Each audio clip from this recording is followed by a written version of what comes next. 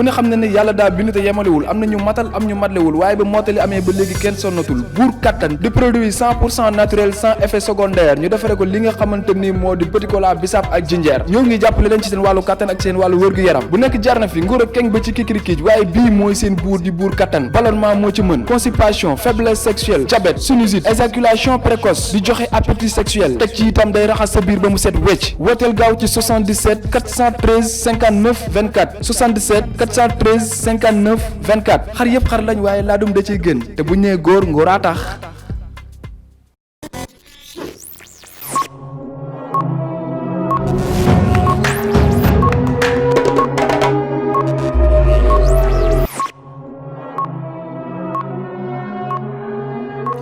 Vous êtes témoin d'un événement où vous avez des informations d'intérêt national, vous pouvez filmer et envoyer par email à infosunugal@gmail.com ou contacter le 78 140 56 56 disponible sur WhatsApp. moo xam da nga fekkee xew-xew moo xam da nga am information boo xam ne da nga bëgg ñëpp jot ci ni ngay def yomb na yónnee ñu ko sunu adresse mail bii di infosunugal@gmail.com wala nga wooñu su numéro 78 140 56 56 mbaa nga yónnee ñu ko WhatsApp ci boobilee numéro boo ko defee àddina bi yëpp dinañ ci jot Sunugal 24 yéen nañ fi nekkal.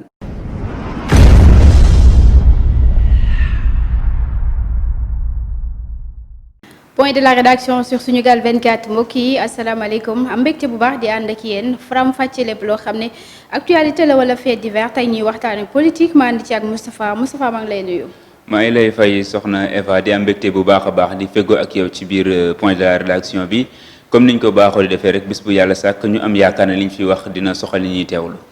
comme ni ma ko waxee sànq tey ñuy waxtaane li nga xam ne moo di politique point boo xam ne ñëpp a ngi ciy wax mu di diggante Ousmane Sonko maître Moussa Diop ak ki nga xam ne moo di Barthélémy Dias juboo gi nga xam ne nemmeeku nañ ko ci seen biir Moustapha ndaka nga ko jàngate. waaw je pense que ñu ñëpp ñoo ci yemoonoo démb lañ gis image yi ci internet bi mu commencé wër ñu gis Ousmane Sonko ni jubaale na ki nga xam ne moo di maître Moussa Diop doon fi jiite Dakar Dem Dikk ak Barthélémy Dias te ñoom sax ironie du sort tey lañ waroon daje fële ci tribunal ñu àtte leen parce que ki nga xamante ne moo di maître Moussa Diop dafa yóbbu ci yoon kii di Barthélémy Dias daf ko injure publique diffamation maanaam daf ko tifaar ay saaga ak diffamation ak yu bëri yoo xamante ne def na ko waral mu yóbbu ko ci yoon waaye gis nañ ne tey moom dafa dem retiré ci plainte am donc ce qui veut dire que rek mooy problème boo moytuwul dañoo bëgg daal mu jaare fa tàbbi ci géej gannaaw bi ñu jàppee ne kii di Ousmane Sonko moo dox médiation boobu parce que defe naa lépp këram la amee moom mu leen woolu ñoom ñaar ñëw ñu déglu ko mu nangu leen jubaale waaye nag comme événement politique wala xew-xew politique bu amee dafa am ay lectures yu bëri yu ñu ci am parce que am na ñu bëri ñoo xamante ne am nañ ci yeneen lectures yu ñu ci am parce que dañoo jàpp ne ki nga xamante ne moo di maître Moussa Diop ak Barthélémy Dias li leen boole du mbir moo xamante ne mbirum personne la du affaire personne comme par exemple man damaa ñëw fekk Eva toog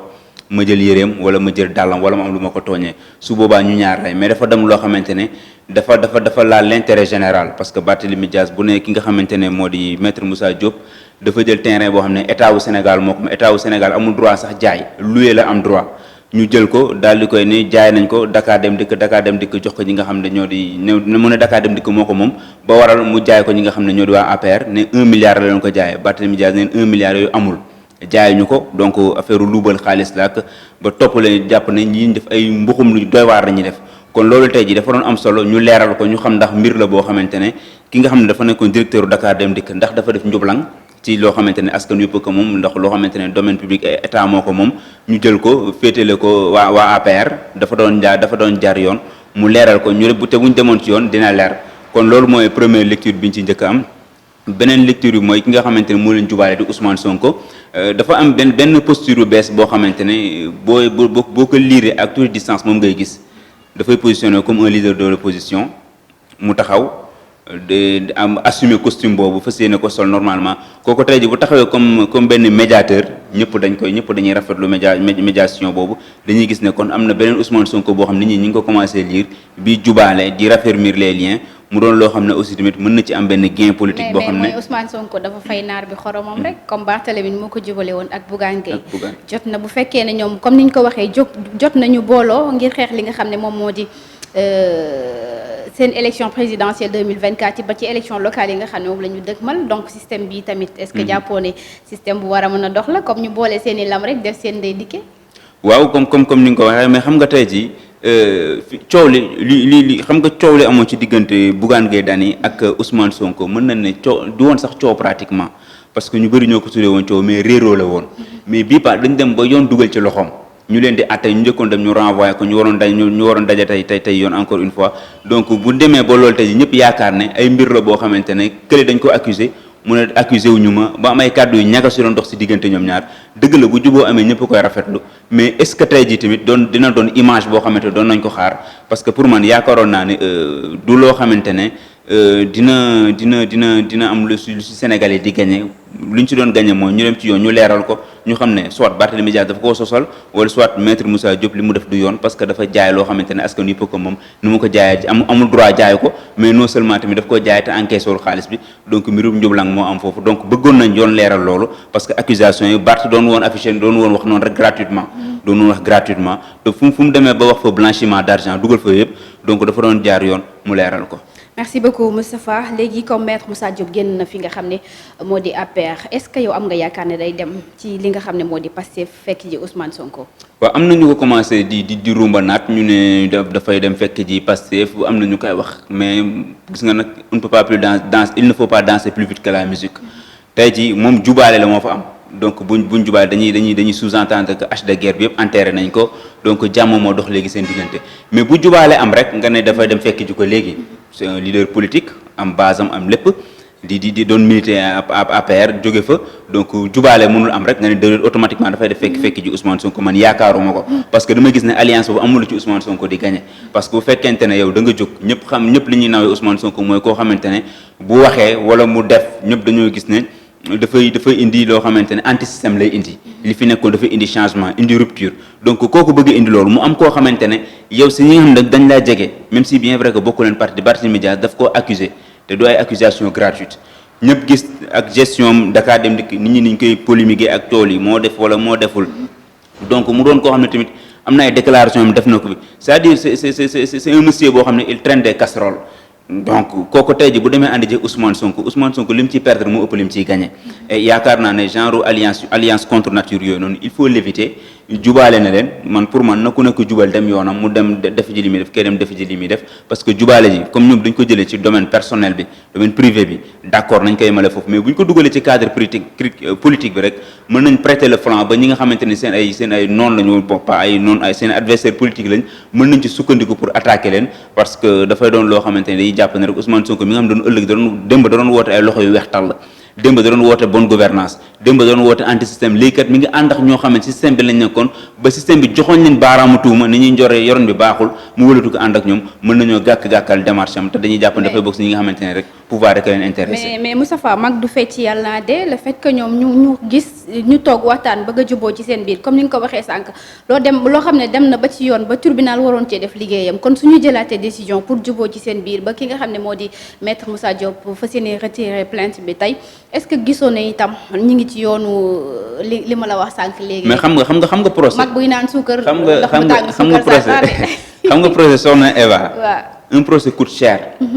surtout boo nekkee nit ku siw nii sa avocat da nga koy fay avocat duñ la liggéeyal gratuitement wala sa yaay baax wala sa papa baax rek mooy liggéey non da nga leen di fay bu lu ñu jël dossier bi da ngay dugal sa xaalis teg si table bi. loolu ku ñu jàgg jëflanteex avocat xam nañ ci dara pour ñu jëlee le dossier rek foog nga jóg teg dara seen loxo te du doon ay miettes yoo xamante ne ay 50 000 100 000 francs nga jox avocat yi voilà mi ngi noonu donc loolu ngay dem ñu koy renvoyer ngay dem di dem mu doon loo xamante ne benn procès marathon lay doon te mun nga perdre après doo xam loo ciy gagné même kooku bu ñu ko daanee est-ce que dina la fay donc boo xoolee bëcc bi da ngay commencer perdre temps te boo suivre logique gu procès bi mu ko entamé ba léegi maître Moussa Diop s'est senti seul moom sax wax na ko gisul benn yoon waa APR yi nga xamante ne ñoom ñu moom siège bi ñoom foofu lañ koy accuser ñu jàppale ko ba niñ koy dàqee te buñ ko dàqee il devient plus seul buñ ko dàqee dafay gën a wéet donc amatul intérêt du continuer procès bi te d'autant plus xam na ne bu yeggee bu matul Barthélémy Dias am ndam ci kawam donc intérêt moo doon mu retirer plainte bi intérêt moo doon mu dellu ci ginnaaw parce que man damay gis ne dellu ci ginnaaw bii di am kenn moo ci gën a am avantage kenn moo ci gën a gagné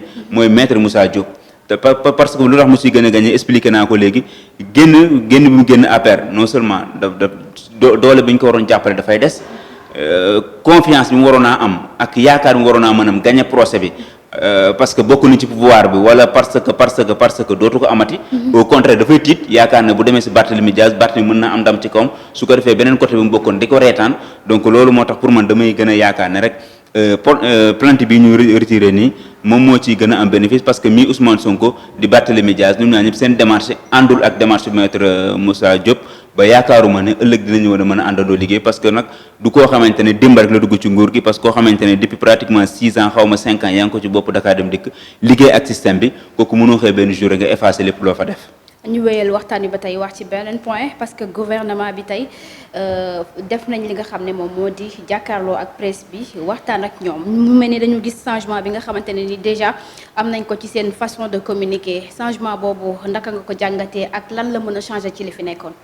waaw comme niñ ko gisee tey ci suba bi ñu xëyee ñëpp ñu bëri organe de presse yu bëri teew nañ fa couvrir ko mu am ministre yu bëri yu fa daje mu doon benn stratégie de communication bu bees boo xam ne dañ koy indi ngir gën a indi transparence ci seen gestion bi ñu yoree dëkk bi mais ñëpp di ko rafetlu parce que pour man format bi ak ni ñu ko defee lépp amul critique yu bëri yu ñu ci mën a def parce que bu fekkente ne dañ leen dénk ñu yaakaar ne lii moo gën a fës ñii ñoo gën a fës yii ñoo gën a def actualité ñu indi leen doon na loo xamante ne rek dañ koy rafetlu maintenant man suggestion bi ma ciy def rek mooy doon na baax tamit ñu may askan wi tamit beneen voie boo xamante ñoom ñooy choisir ministres yi fay ñëw parce que fi ñu toll ni ñoom dañuy choisir en fonction de l' actualité ministres yi nga xam ne ñoo occupé actualité bi ñu ne dem leen ngeen exprimer wu ci li nga xamante ne mooy actualité bi mais mën nañ yaakaar ne lii ministre bi am na fi njëriñ te fekk na amu fa njëriñ beneen ministre lañ fa gën a soxla et c'est pas parce que tamit actualité bi dafa mettre au devant de la scène ministre bi rek dafa war a dem forcément peut-être am na ministère yoo xam ne tamit ñi ngi ci ginnaaw ñenn ñi dinañ leen soxla te rarement la ñuy nekk devant de la scène boo jëlee ministère bu mel ni artisanat tey ji am na jeunes yoo xam ne ay artisan la ñu ñoom tamit dinañ soxla ñuy gis seen ministre mais fekkee ne dynamique bii lañ demee dina am ay ministères yoo xam ne doo leen fa mës a gis pratiquement comme forces armées wala yenn ministères yoo xamante ne seen liñ leen di tudd bëriwul te pourtant ay ministères yu am solo lañ donc doon na baax tamit côté boobu ñu bàyyi ci xel de temps en temps ñu leen di sóor ñi ñëw bañ di focaliser trop ci actualité bi kese bu ma ñëwaatee tamit ci mbir mi nga xam ne moom lañ ko def mais dafa am beneen mbir boo xam ne tamit Eva dafa am lu ñu jar ñu bàyyi ci xel tuuti mooy continuité bi xam nga ñun dañoo tàmmal ñoo xamante ne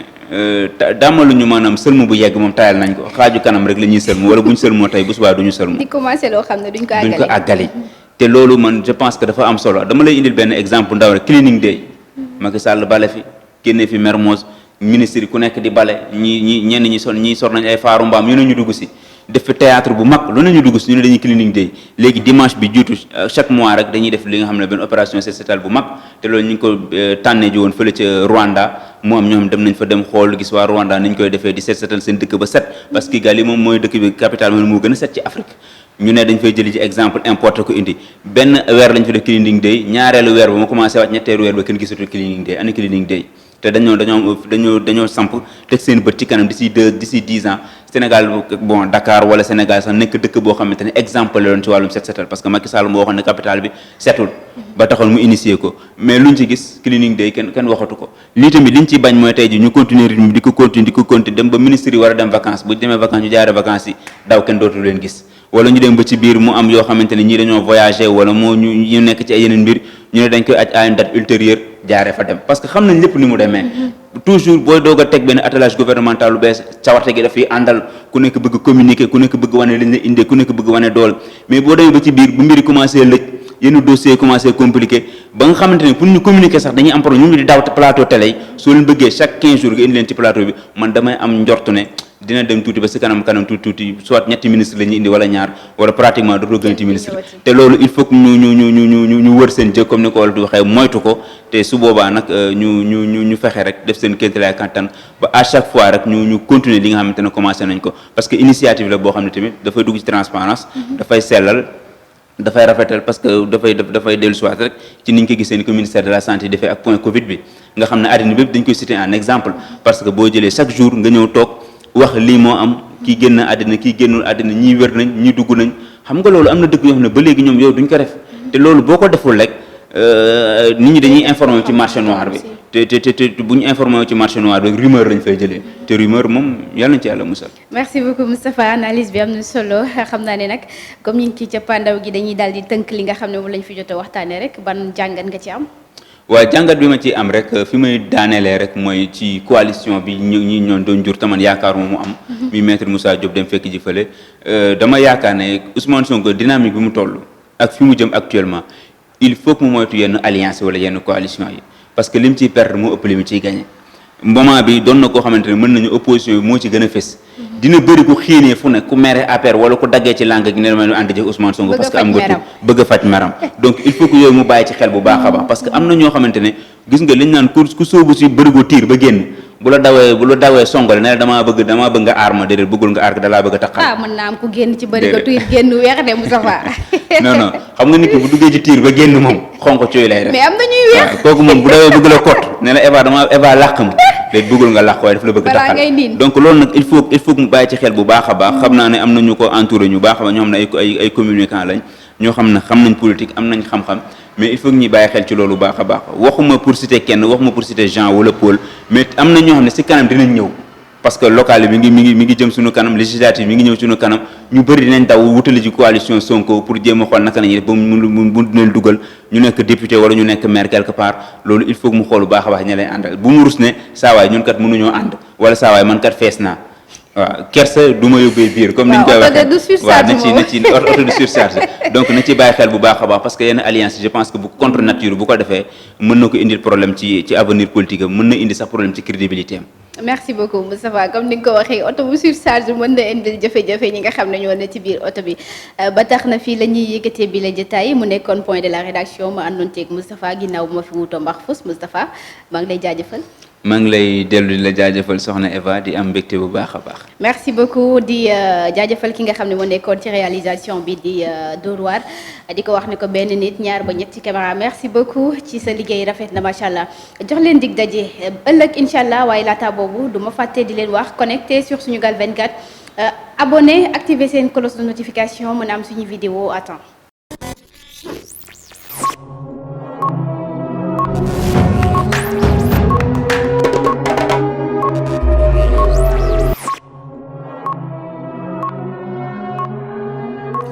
Vous êtes témoin d'un événement où vous avez des informations d'intérêt national, vous pouvez filmer et envoyer par email à infosunugal@gmail.com ou contacter le 78 140 56 56 disponible sur WhatsApp. moo xam da nga fekkee xew-xew moo xam da nga am information boo xam ne da nga bëgg ñëpp jot ci ni ngay def yomb na yónnee ñu ko sunu adresse mail bii di infosunugal@gmail.com wala nga woo ñu su numéro 78 140 56 56 mbaa nga yónnee ñu ko WhatsApp ci boobilee numéro boo ko defee àddina bi yëpp dinañ ci jot Sunugal 24 yéen nañ fi nekkal.